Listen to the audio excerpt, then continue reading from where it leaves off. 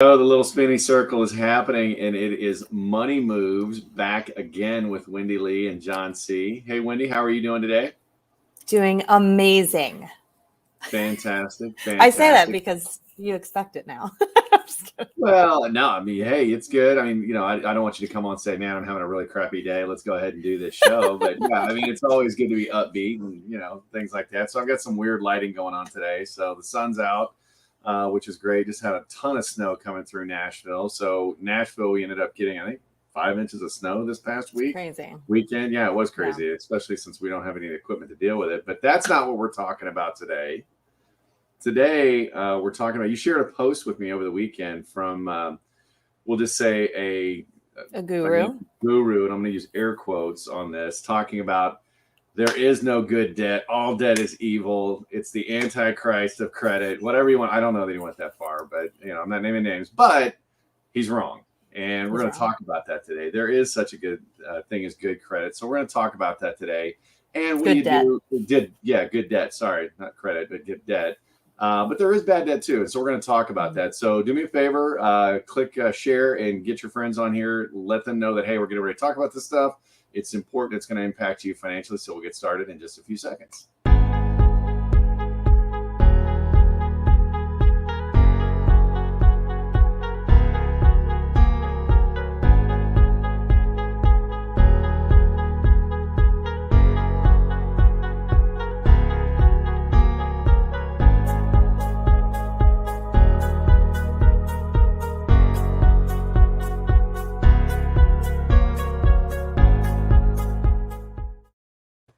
And we're back, ready to roll. So let's talk about good debt versus bad debt. You brought that up to me this weekend. And why don't you share a little bit about that, what your thoughts were, your initial reaction?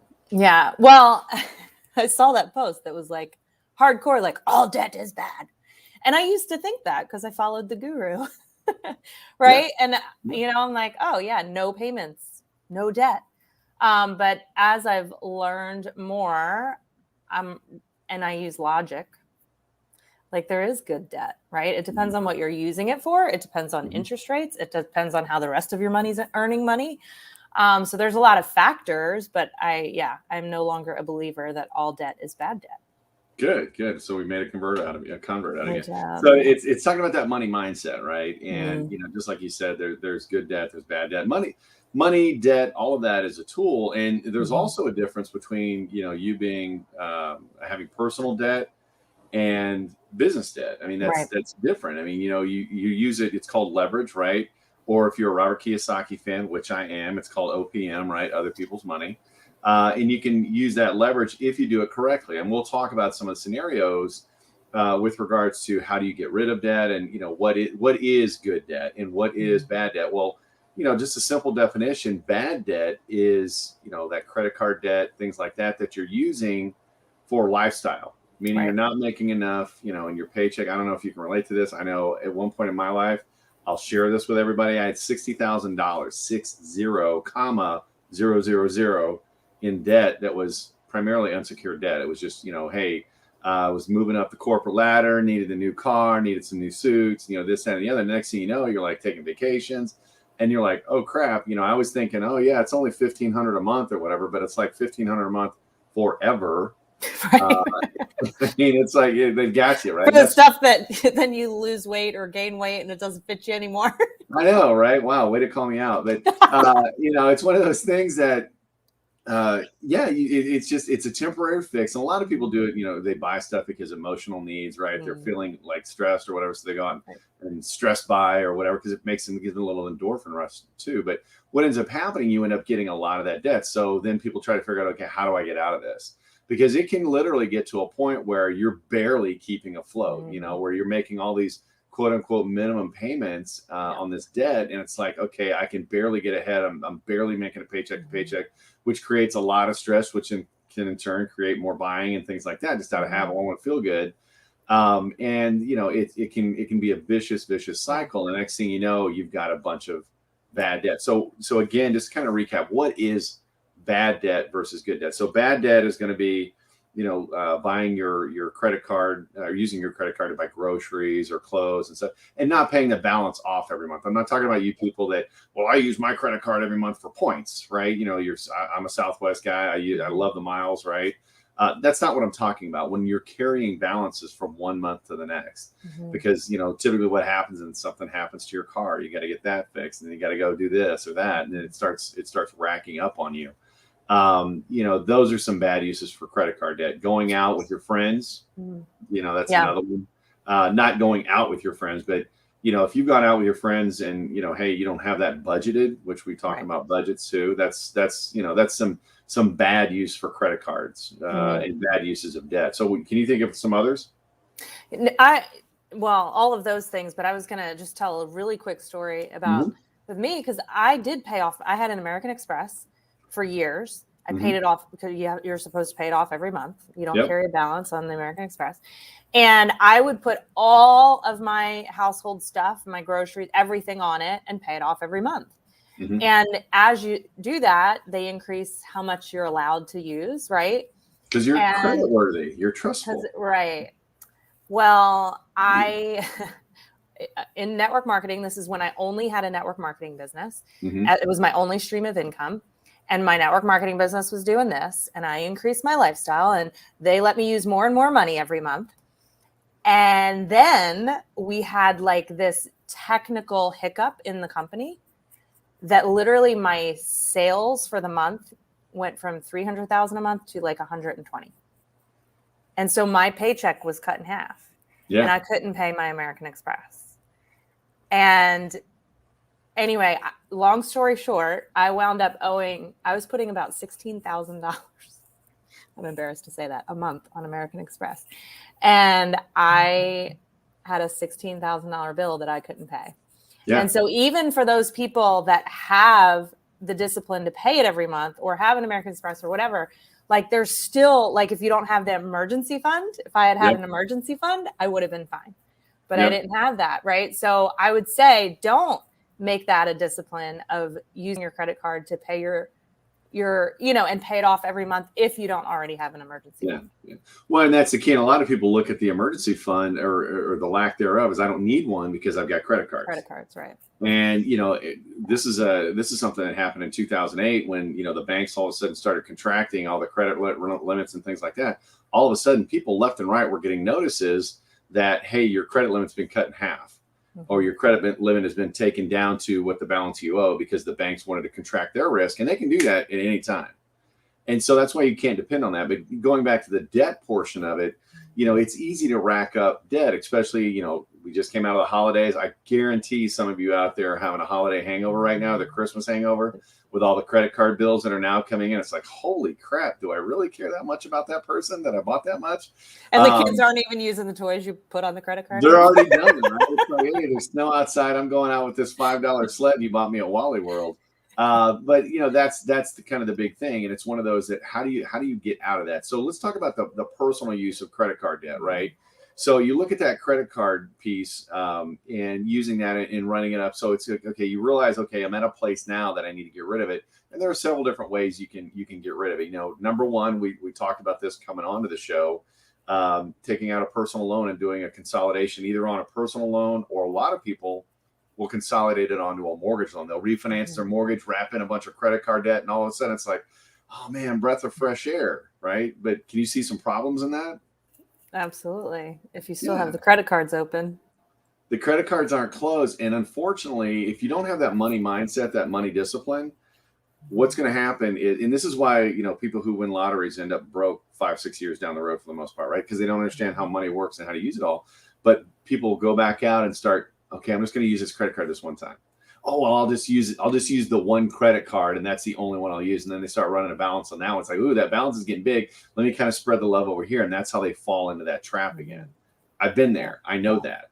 Okay. So it's one of those that, not that you should get rid of the credit card. We'll do a whole nother thing on credit scores and why you want to have credit in today's environment.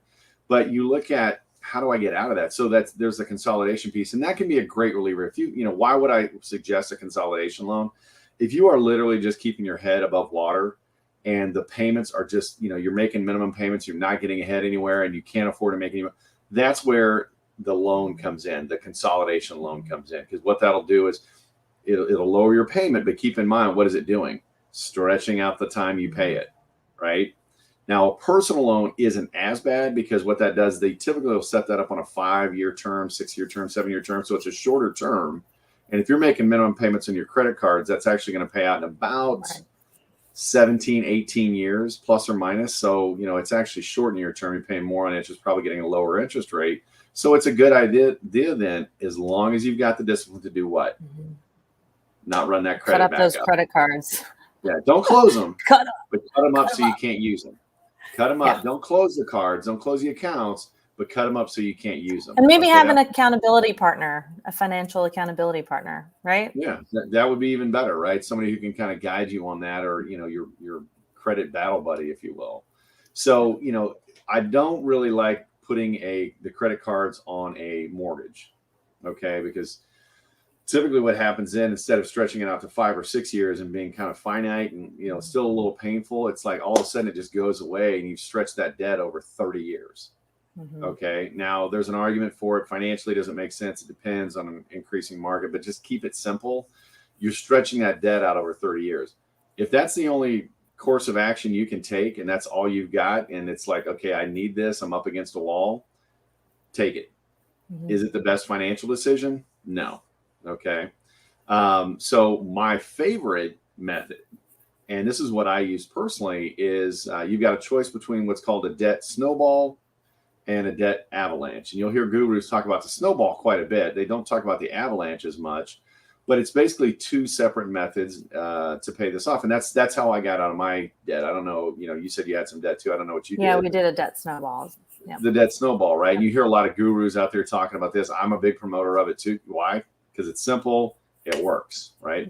But it's actually not the best from a strict numbers perspective. The debt avalanche actually beats it. But the reason I like the snowball is because you get those little endorphin rushes, right? If I want to go out and start running, for example, get in shape, it's January, everybody's getting back in shape, and say I want to run a marathon, by the end of the year. Okay. I'm not going to go out today and run 10 miles. Right. Okay. If I set that as my goal of 10 miles, that's too much. I'll stop doing it. And that's kind of what a debt avalanche means. Meaning a debt avalanche, what you do is you take the credit cards you have or the debt that you want to pay off in this approach, and whichever one has the highest interest rate, that's the one you attack first. Pay minimums on everything else. You attack the highest interest rate first. Well, that may be something with the highest balance too. Right. And so if you've got something with a, $15,000, $20,000 balance, and you're trying to attack that first with a little extra money, it's going to take you a while to get there. Right. And then you get frustrated and you give up. And you get it. You run out of steam, right? So, and that's, but if you run the numbers and it's strictly take the emotion out, this is the numbers, this is what we're going to do, the debt avalanche will actually save you more on interest. Right. But it has a higher failure rate because of exactly what you just said. Then it comes back to that money mindset, right? If you're in that right money mindset, you fix that, then the avalanche might be the way to go. Otherwise, the debt snowball. Yeah, exactly. And that's where, that discipline comes in. You got to have discipline when it comes to your money. You got to be intentional about your money, right? We talk about that all the time. But you go back to the debt avalanche, and you've done it, I've done it, right? And that's easy. You stack them smallest to tallest. Yeah, the debt snowball. You stack them smallest to tallest. And what I mean by that are the balances. I don't care what the interest rates are, right? You just kind of put that out of your head and just understand that this will work. And you take whatever you're paying total on all of those credit cards. Because most people do what? They'll pay extra on little extra on everything. Yeah. I didn't think people did that, but the more I talk to people, the more I realize they do. A lot of people do that. That's kind of the approach, right? Because everybody wants to be out of debt. Yeah. And so they'll pay, I'll pay 50 extra on this one, 50 extra on that one, 100 extra on that one. Folks, you might as well just take all that extra money, wad it up in a ball, and put it on your table and light it on fire, because that's about the effect it's having. Banks know this. This is why they don't teach this in school. Whole other conversation. But, so what you want to do is you want to stack those debts, take all your credit cards, put it on an Excel sheet. We've got a great form that we can share with you too. You can go to vertex42.com or crown.org. There's a bunch of different snowball calculators out there, and you basically stack them, smallest balance to the tallest balance, the total amount you're paying on the credit cards, right, or the debt. It doesn't have to be just credit cards. What is that monthly amount? Okay, so then you put minimums on everything except the very lowest balance. Whichever one's the lowest balance, you put all the extra on that one card. It'll pay it off like that. And then you take that minimum payment on that card you just paid off plus all the extra, add it to the next, add it to the next, add it to the next. And that's the snowball. Yeah. Okay. And it happens quite a bit. And you want to have that debt paid off. Okay. And the reason is you look at all the interest you're paying. And most credit cards, I don't know, what are some of your credit card interest rates? Like 26%, some of them. They're ugly. Yeah. They're nasty. Ugly. Yeah. Especially if you've got store cards. I think the lowest is like 18. Yeah. I mean, I've still got one card and I don't know how I've stayed onto it, but I've got a 9.9 fixed rate on a credit card. And I've had that card forever and I'm not giving it up because it's nobody gets that anymore. Right. I mean, most of them, the average credit card rate is going to be about, 20% plus or minus a percentage, right? If you go to store cards, those can get up to north of 30%. When I was in my 20s, I had a limited card. Remember the store, The Limited? It was like, oh yeah. Okay, yeah, I used to date a girl that worked there. Actually, I forgot. That's like back in the day. And I got approved for $2,000, and I was so excited. And I thought, I'll pay this off in a couple of months. No, I carried that thing for free. And it's like, oh yeah, it was like 28%. And it's like, oh, I can do $50 a month because that's what you're thinking. It's like I can do $50 a month, and you think it's going to pay out soon, right? No, credit cards are amortized for approximately 18 years. That's the scary part. And then you add up the total of payments, right? Which everybody should be looking at the total payments when you're looking at stuff, and what you paid, 2 or 3 times what that actually is worth. So, going back, you want to get rid of those credit cards. Get that interest back in your pocket, working for you. Now, again, debt snowball would be my number one go-to. Okay. If I can't do that, I'm going to fall back to a personal loan, short term, 5 years at most, if I can. But, do what you got to do to lower the payments. But again, cut up the credit cards. Don't close the accounts. Cut up the credit cards, though, so you can't just go out and use them. Right. Mm-hmm. And that'll help you there. And then, the third part of that is, do the emergency fund. Mm-hmm. Start putting away for that, so you don't even have to use credit cards for stuff. Right. And then, unless you're just, you get to that discipline where you can use the points. And we'll dig more into this later. But I know people are probably asking the question, why cut them up and not close them? Okay, well, real quick. So when you cut them up, because we'll dig into it next time. Yeah, that'll be a good show. That'll be a good show. So if you cut them up, you can't use them, right? I would keep one. And another trick is to take it and put it in, take a milk jug. Yeah, put a milk jug, cut the milk jug in half, fill it up with water, part of it, then put the credit cards in and fill the rest of it up with water. And then you've got to melt it to get your credit cards out. So it's kind of like, it's like when you see something, don't buy it right then. If you really want it, give yourself 24 to 48 hours and then decide, do I want it? And if you do, go back and buy it then. Because most of us buy on impulse. And that's the problem. Credit cards are so easy. It's like swipe, or now you got to put it in for the chip, but it's just like, it's too easy, right? Mm-hmm. And so that's why we end up racking up debt. But what you don't want to do is cancel the cards, because that impacts your credit score. Okay. Mm-hmm. And your credit score is based on a lot of different factors, but we'll do a show on credit score. But if you just call them all, I'm canceling them. First of all, if you have a balance, they'll want their money right then. Okay. Second of all, it's going to trash your credit score. So don't go out and cut them up. Don't go out and cancel them. Just cut them up or put them in the ice block that we were just talking about. So that's good. Good. We'll do that. So the other big one is, that the gurus put in the bad debt category is a mortgage, right? Get your mortgage paid off, pay that sucker off as soon as possible before you start doing anything else. That is the most horrendous financial mistake you will make, especially in today's financial environment, for 2 reasons. Number one, you're going to lose a bunch of time if you don't do anything else, right? If you pay your mortgage off quickly, you're going to waste time where you could be putting money elsewhere, growing it for retirement, have your money making money and stuff like that. And I'm sure you've heard this stuff, right? Mm-hmm. About pay off your mortgage. Mm-hmm. Yeah. Yeah. Like I know a lot of people, that's their goal, to become debt free, is to pay off their mortgage. And right now you can have your money making money at 8% to whatever, right? Yeah. And mortgage rates are like 3%. If that. Yeah. They're like 2.5, 2.75 or something like that. So if you think about it this way, the math, right? Well, it goes back to the math, right? And I always tell people at the end of the day, it's the pillow test. If you sleep better that way, then do it. But just know that you're losing or costing yourself a lot of money and opportunity cost where your money could be out making you money. Okay. Because here's the big scheme of things, right? You look at your house as, a quote unquote investment, right? That house does not go up or down in value if it has a mortgage on it or not, right? That has absolutely zero impact on the value of that asset. What it does, it's based on whether your neighbors are taking care of it, the location of the property, what's the area, all those different factors. But the house being free and clear has nothing to do with it. Okay. So that value is going to go up. Now, the other opportunity would be, okay, instead of putting that extra $300, $500 a month onto my mortgage, I'm going to go out and put it, into some kind of an investment or growth strategy, right? Where I get the 7, 8, 9% or whatever. Okay. So my money's now making 8, 9% as opposed to 2.75%, which is in essence what it's doing, right? Now, and I think go ahead. The delay, right? So then if you focus on paying off the mortgage and you're putting the extra towards that and delaying building that nest egg, right, for your growth strategy, as you call it, right? Now you're losing time and compound interest over time to grow that money. Yeah, and that's the rule of 72. One big thing I'm learning about is that how valuable that time is. Yeah, it goes back to the rule of 72. If your money's going to, depending on the interest rate, you take the number 72 divided by whatever rate of return you're getting. That's how often your money's doubling.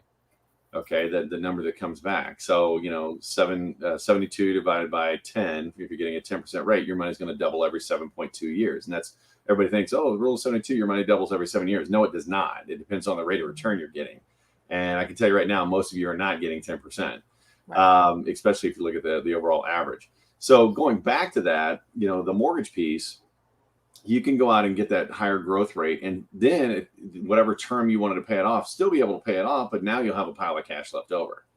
Right. The other thing that you really lose is when you pay that mortgage off early, you lose one of the few tax deductions that are still left for middle class, which is the mortgage interest.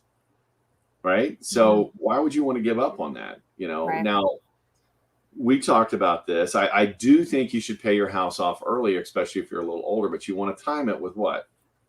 When you retire. Yeah. So that way, retirement is basically you quitting your job. Okay. I quit my job. I quit my income. So I don't want to have that payment left over. I want to enter into that, retirement years without that debt hanging over my head. So, okay, at that point, I completely agree with that, but not pay off your house, sacrifice everything else. I mean, that's insane when you think about it. Yet so many people are out there just like listening to the radio, watching the podcast going, yes, yes. And it's like, no, that is not good advice. So, but do the math, and hopefully you guys are picking up what I'm putting down. I mean, that's exactly what I'm talking about is time it for your retirement, but make sure you're getting the tax benefits and things like that, and then go out and still put that money towards something. Don't just go out and buy a new truck or something like that, but go out and invest it or put it some kind of growth strategy or whatever the case may be.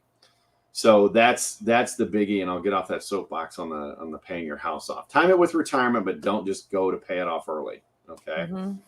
And then the last piece, go ahead. Business.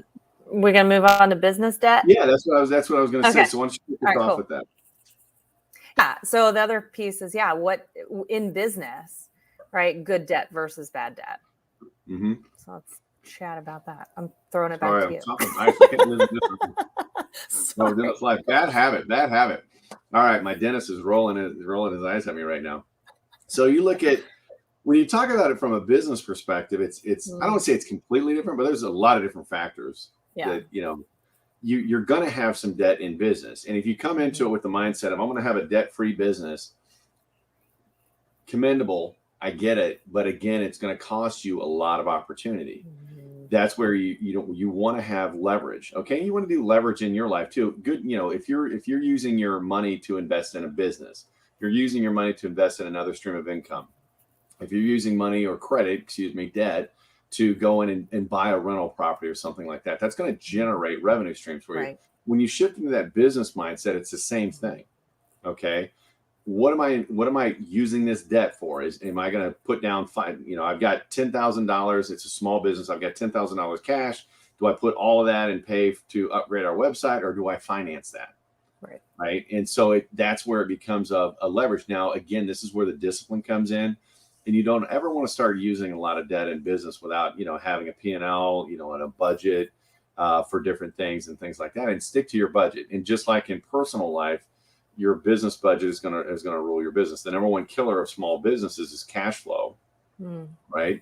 And that's why it's even more critical to have what, in the personal finance world is called an emergency fund, when the business world is called reserves, cash reserves, right? And that's where you want to have some of that set back. You don't necessarily want to tap into that, but okay, let's amortize it out over 2 years. Let's finance this computer or 2 or 3 computers over 2 years at X amount, using that fixed end debt. I love fixed end debt, okay, rather than revolving debt. Revolving debt is just like you keep putting in, you keep taking it out, you keep putting in, you keep taking it out. Whereas revolving debt, you'll pay a little more for it on the monthly. Interest rates are usually lower, but it gives you a finite period that makes it great from a planning perspective when you go out and buy computers or buy office equipment or stuff like that for your business. Does that make sense? Yeah, the fixed in debt, is that what you called it? Fixed end, like it's got like 24 months. Oh, fixed end debt. Yeah, okay. Fixed end, like 24 months. It's like a car, right? Yeah. I can remember when I was younger, cars were financed for 4 years, and it was like, oh, they stretched out to 5, and now they're like 6-7 years. Yeah. So you've got to be cautious of that, because if the asset's not going to, I would never finance a computer for more than a year, maybe 18 months or something, because you're not gonna keep it that long. Right. So you've got to, again, use that discipline and things like that. And you want to keep those when you have excess cash. But if the computer is necessary to build your business and create more revenue, then it makes sense. Right. So it's like each situation is different. Each thing, right? Like, what are you using the money for? And I mean, to me, it comes down to, is it going to increase my revenue? Yeah. And that's the bottom line. Is this moving my business forward or backwards? Right. And, you going out and buying posh furniture for the waiting room, I don't know, maybe some baseline furniture, whatever the case may be. I mean, most people are doing online stuff now, but I think you get what I'm trying to say. But just like on the consumer debt, that's the private debt. Your individual debt is called consumer debt versus business debt. You want to use it sparingly, but you want to use it. And, ask yourself before you purchase anything, just like on, the personal financial journey. I was sharing this with you and some friends the other day. Ask yourself, is this moving me ahead financially or behind? Right. Is this use of this debt in my business moving me ahead, or is it going to, create some risk and cause me to be strapped where I shouldn't be? And, I see a lot of people who go out and buy these big trucks, these lawn care businesses buy these nice trucks, and they'll slap logos and stuff on it. And it's like, okay, their money, their choice. And at the end of the day, that's the last question you ask. But is it the right choice financially? But I say all of this, and, I know you're in agreement. There is such a thing as good debt if you use it properly, right? Right. So you got to grow that money mindset, grow your knowledge, right? Know how money works, as you say, and make educated decisions. Be empowered to make those choices. Yeah, and learn. There's a ton of stuff. I mean, we've got a bunch of videos out there. We've got a new channel we're starting off that's teaching people about this stuff and what to look at. And I'll even throw this out there. If you want to sit down with either one of us for 15, 30 minutes or whatever and have a small business consultation or even a personal financial consultation, reach out to us. I mean, you've got Wendy Lee online right there, and I'm at Black Swan Money. We're not hard to find. Don't try to do it by yourself. Why are you trying to, do something when we've got the answers? We'll give them to you. And that's what we try to do with this channel, right? So I don't know, anything to wrap us up with that? I think we hit on a lot there. I think it's good. And I think the next conversation, digging into credit. Yeah, because that's a key factor. Yeah. That is a big key factor on both the business side and the personal side too. So and how you use your debt affects that. So exactly. And how much you pay for that debt too. So that's another big piece of that. So everybody, again, thanks again. The Whole Money Moves show is for you. It's designed to teach you how to make more money, how to save more of that money, how to grow it, and how to protect it from taxes, market loss, things like that. Do me a favor. Hopefully you watch this, you learn something. Do me a favor, click that little button down below and subscribe and share it with some friends. Share it on your social media site. We would greatly appreciate it. We're just trying to get the message out there. And as I always say, man, go out and make yours possible and go out and get what's yours. So again, Wendy, thank you very much. Thank you.